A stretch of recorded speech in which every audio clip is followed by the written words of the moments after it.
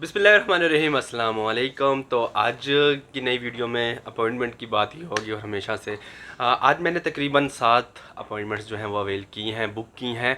और वो किस किस्म की हैं, किस कैटेगरी की हैं, तो इसके बारे में आपको बताऊंगा और आपको दिखाऊंगा कि अपॉइंटमेंट्स किस तरह होती हैं, हम किस तरह करते हैं, हम किस तरह करने की कोशिश करते हैं और आपको हम क्यों कहते हैं कि आप हमसे अपॉइंटमेंट लें। मेन चीज़ ये है कि अगर आप खुद तो ले सकते हैं, मैंने बेहतरीन चीज़ हो जाती है अगर आप ले सकते हैं तो।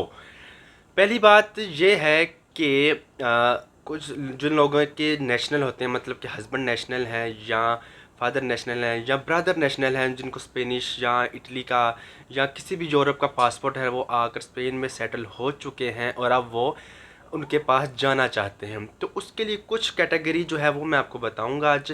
तो कुछ कैटेगरी में मेन चीज़ जो है वो याद रखिएगा, वो ये है कि अगर आपने उन वो आपको फाइनेंशियली तौर पर सपोर्ट करते हैं तो फिर तो आप इजीली जा सकते हैं। ठीक है, फर्स्ट ऑफ ऑल तो ये अगर आप बाई हैं, आप मतलब के पेरेंट्स हैं, सिस्टर हैं, तो आप इजीली जा सकते हैं। लेकिन क्लोज फैमिली मेम्बर में आ जाते हैं तो उनमें कहा जाता है कि ये वाइफ और बच्चे हैं, तो उनका एक कैटेगरी जो होती है बहुत ज़्यादा कॉम्प्लिकेटेड नहीं होती, बहुत ज़्यादा इजी होती है। उनको बस ये शो करना होता है कि जो वहाँ रह रहा है, जिसको नेशनल है, वो मेरे पेरेंट्स के पेरेंट हैं। ठीक है, तो उसके अलावा इसको मेन चीज़ चाहिए होती है एफआरसी और बर्थ सर्टिफिकेट। तो वो होते हैं ईजू नेशनल कैटेगरी में, आप उनको काम अपॉइंटमेंट जो होती है वो लेते हैं और जाकर सबमिशन कराते हैं। इसका जो आजकल सिनेरियो चल रहा है वो अगर मैं आपको बताऊं तो इसकी अपडेट ये है कि मैक्सिमम 60 दिन, 2 मंथ, मैक्सिमम 2 मंथ 10 दिन के अंदर अंदर आपको इसका वीज़ा इजीली मिल जाता है।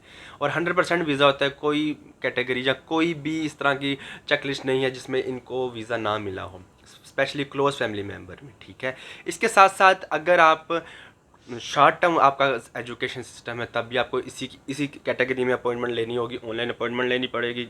विजिट में जाना चाह रहे हैं, टूरिज़्म में जाना चाह रहे हैं, मेडिकल में जाना चाह रहे हैं, ट्रांजिट वीज़ा लेना चाह रहे हैं, तो ये इस जो पोर्टल है इसको आपको यूज़ करना पड़ेगा और इसको कहते हैं BLS इंटरनेशनल। ठीक है, तो मेन चीज़ ये है कि हम कोऑर्डिनेशन करते हैं, हम एक टीम वर्क के साथ चलते हैं, तो हमारा एक ईज़िली हम पिक कर सकते हैं, क्योंकि हम 8-9 मेंबर जो होते हैं एक बैठे होते हैं और नॉन स्टॉप, और जिस तरह ही ओपन होती है तो हम एक टीम वर्क के साथ हम उसको बुक कर लेते हैं और आपका काम ईज़िली हो जाता है, जिसकी वजह से आपको कुछ भी सीन जो होता है मतलब कि प्रॉब्लम नहीं होती और आप इजीली अपनी अपॉइंटमेंट जो ले सकते हैं।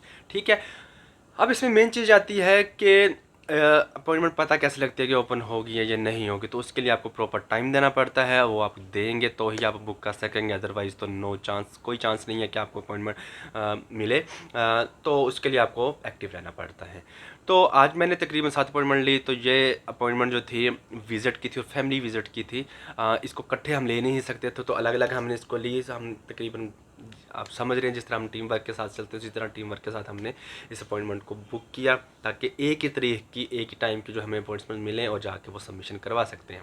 ठीक है, इसमें काफ़ी ज़्यादा कॉम्प्लिकेटेड होती है, कोई इजी माइनर मिस्टेक्स हो जाती हैं अपॉइंटमेंट में, क्यों जल्दी का काम होता है, तो उसमें अगर कोई मिस्टेक, टाइपिंग मिस्टेक आ जाती है, नंबर में आ जाती है या नाम में आ जाती है, तो इसका इशू नहीं होता, वो एक्सेप्टेबल हो जाती है। और इतनी सी जो है BLS जो है वो आपको इतना इंटरटेन कर देती है कि आपको रिलैक्सेशन मिल जाती है।